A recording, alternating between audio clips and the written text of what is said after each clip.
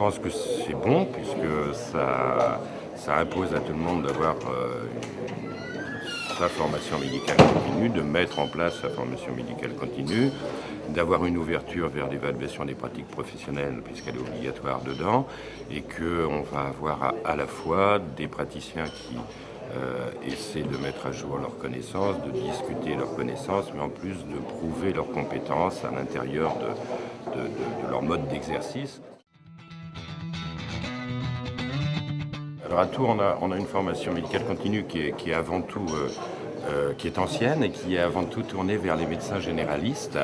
Et donc on a un département qui organise une manifestation annuelle hebdomadaire, donc sur une semaine, qui est multithème.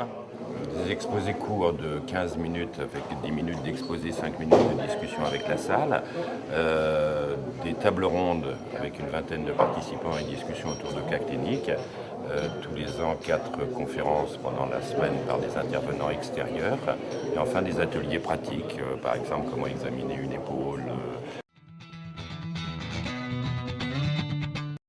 Oui, comme à chaque mise en place de système de points, on a eu 2 pics d'augmentation du nombre de présences. C'était en 1996, la première année où c'était obligatoire, et puis en 2007, un peu moins en 2007, parce que les gens sont plus prudents, savent que ce système n'est pas complètement en place, puisque par exemple les conseils régionaux de formation médicale continue à ce jour ne sont toujours pas mis en place. Premièrement, il y a la mise des supports utilisés dans une formation médicale continue traditionnelle, je dirais, la mise à disposition de ces supports pour les médecins participants. Donc nous, par exemple, à Tours, à ce titre, on a depuis 10 ans un site de formation médicale continue dans lequel on a mis progressivement d'abord les résumés, puis ensuite les diapositives, puis quelques sons avec les diapositives, puis depuis l'an dernier, toutes les interventions qui sont mises sur Internet. Ça, je pense que c'est très positif parce que ça permet aux médecins, généralistes en l'occurrence, de revoir ça chez eux tranquillement.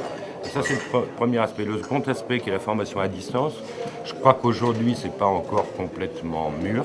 Ça le viendra, mais on n'en est pas, en tout cas nous à Tours, on n'a pas encore la possibilité de le faire de façon structurée et bien propre.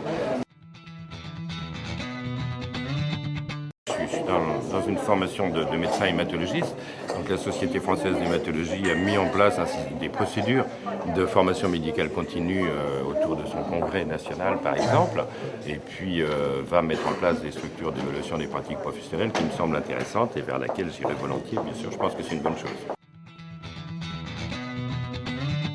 Pour avoir les points, il faut que l'ensemble des structures soient agréées, il faut que les conseils régionaux soient en place, et il faut que les structures qui ont fait les formations les donnent au conseil régional et que le conseil régional les valide. Donc comme il n'y a pas de conseil régional, tout ça aujourd'hui n'existe pas complètement.